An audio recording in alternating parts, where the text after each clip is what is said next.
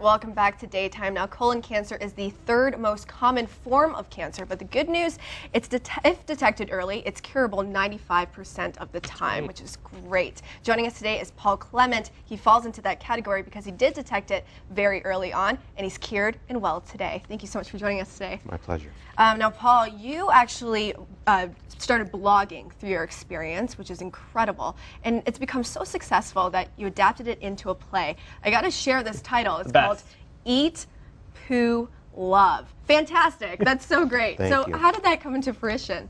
Well, I had written the blog and did pretty well with it. I mean, I had several thousand page views on the blog, which, you know, for my little cancer blog, which I really did for myself. I was pretty surprised that I got that much traffic. And my friend Dan McKay, who lives in Toronto and is an actor, approached me in November of last year and said, there's a lot of really dramatic elements, there's a lot of humor in the blog, and he felt that there was a way to turn it into a compelling story that we could tell in theater. And so he approached me and said, would you like to go into the Fringe? And you know, based on my experiences of the past year and a half up to that point, I thought, well, you know, I don't know anything about theater, but why not? And you know, life is kind of throwing me a bone here, and so I'm gonna take it. Yeah. And so the Fringe Festival, which I knew almost nothing about, it's actually a lottery. So you pay a $25 fee or something, and you go into a lottery, and they literally draw the winners out of a hat, and that's how you get chosen to go in the Fringe Festival. So wow. It's a sign. Look at that. Yeah. Well, that was the other thing. And once he, you know, it was kind of like, hey, great news, we got in, and oh my God, we got in. So now we have to write a script and get a cast together and do all of these other things. So that's basically how the play came about, was just my friend Dan approaching me and us being lucky enough to get drawn in the lottery. So is the goal of the play to entertain, to educate, to, as we like to say, edutain?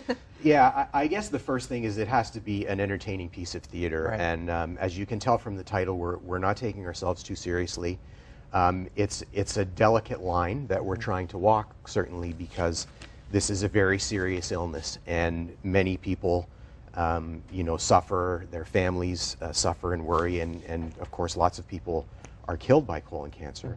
But we felt that using humor was an important way to tell the story, and I feel certain that anyone who's endured the disease had to really tap into their sense of humor all the time in order to cope with you know, the things that you have to go through during your recovery and treatment and so on.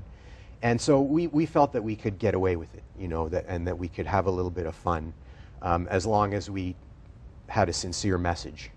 And of course, with the play, I'm not really trying to get up there and give statistics and, you know, wag my finger at people about getting screened and that sort of thing, because that wouldn't be very entertaining. But if we just break some walls down and get the idea across that this is something that it's okay to talk about, because it is kind of a taboo subject, and let's face it, it's your bum, and it's gross, and people who have been advocating for colon cancer fundraising for many years often talk about the stigma around the topic, that people just don't want to talk about it.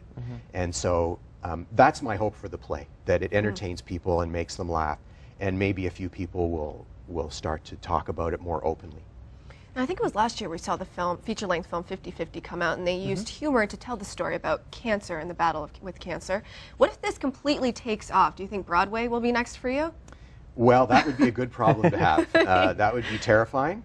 Yeah, you know, we're sort of taking this one step at a time. We hope the play does well.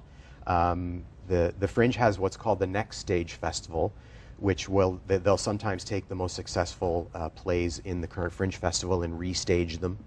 And then we would actually have a budget and that sort of a thing, and a dedicated venue and that sort of thing. So that's kind of where we've got our sights set next, and